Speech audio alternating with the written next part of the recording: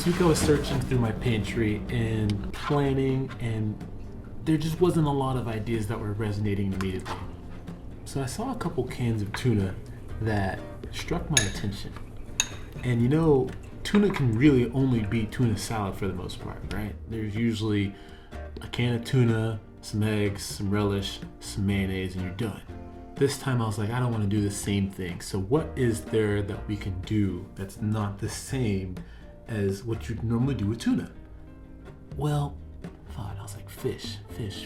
What fish dish out there can I replicate that uses tuna? Fish fillet, fish bake, shellfish, crab cakes. Started realizing crab cakes is it. I was like, okay, I can do something with that. Can I make the same thing as crab cakes substituting tuna? All right, so when I realized that, I was like, let's just try it. Let's see what happens. And here's what I came up with. I've got a bunch of ingredients, all leftovers, sometimes not, some are fresh ingredients, and I went for it. I pan fried it. I'm gonna do an oven fry this time, and I'm hoping that the results are going to be better, but watch my process and we'll see how it goes.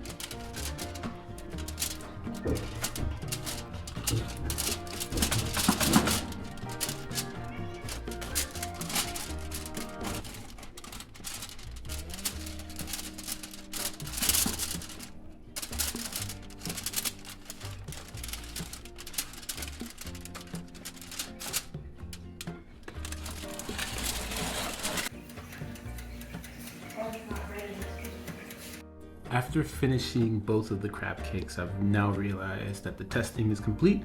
And one of the things that I think that would be very, very, very, very good to try in the future is to basically always cook any kind of cake in an oven style, because what happens is you are actually getting your heat from two different areas. You're getting it from the top and you're getting it from the bottom.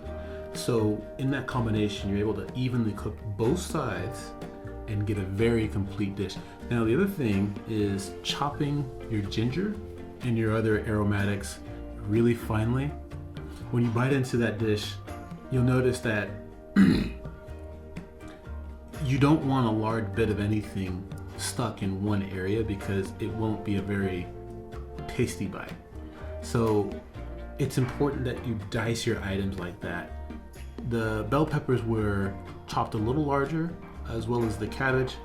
I think it is easy to actually blend either one of those, just like really like 1 second in. Never do too much. You don't want paste. You really just want something that's gonna change the texture bits in each of the flavors, and season it well. Season it well. So I'll do a full write-up in the future. I just wanted to get the video out and enjoy.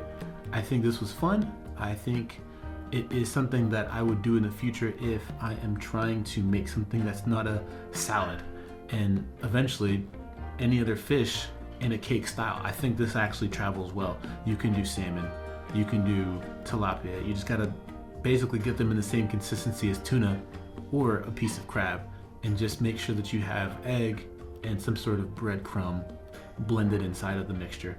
That's really how you make a recipe. You can change out anything in any recipe and make it to where, look, all you're relying on is the science. So that's what I do. Thanks for watching. Bye.